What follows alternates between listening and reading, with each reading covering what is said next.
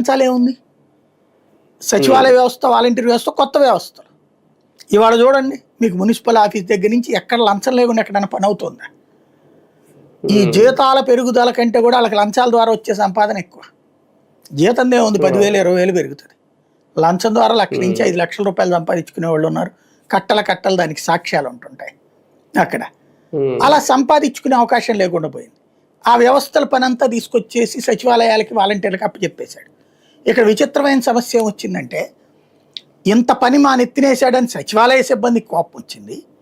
మేము ఇంత చేస్తుంటే, ఇంటింటికి వెళ్ళి పని చేస్తుంటే 40 ఏళ్ళు అయినా సరే గొప్పగా మేము కమిట్ అయ్యి ప్రభుత్వానికి పాజిటివ్ తెస్తున్నాం కదా, మాకేమో 5,000 జీతం పెంచడా అని చెప్పి వాళ్ళకి కోపం వచ్చింది. ఉద్యోగం పొందినోడు, తాత్కాలిక ఉపాధి పొందినోడికి కోపం వచ్చింది. వీళ్ళిద్దరి చేత పని చేస్తే మాకు లంచాలు లేకుండా చేసామని ఉద్యోగికి కోపం వచ్చింది. అంటే పెట్టనమ్మ ఎట్టా పెట్టదు, పెట్టే డాష్కి ఏమైంది అన్నట్టు. అలాగే పెట్టేటప్పుడు ఇదేంటి అన్నటువంటిది ఇటు అందరి వైపు నుంచి చెడ్డరేవడయ్యాడు అనమాట, దెబ్బతిన్నాడు. ఇప్పుడు ఈ ఇంకోటి మీడియా హైప్ ఎట్లాగూ ఇస్తుంది. ఆ రోజున సాక్షి సమర్థించుకుంటూ వస్తే వాళ్ళ ఈనాడు రాసుకొచ్చి, ఇదే ఇవాళ ఈనాడు కానీ జ్యోతి కానీ రాసిన ఉద్యోగులకు సంబంధించి ఏం లేదు, అదే ఇవాళ సాక్షి ఒక్కటి రాసుకొచ్చింది. ఆ రోజున సాక్షి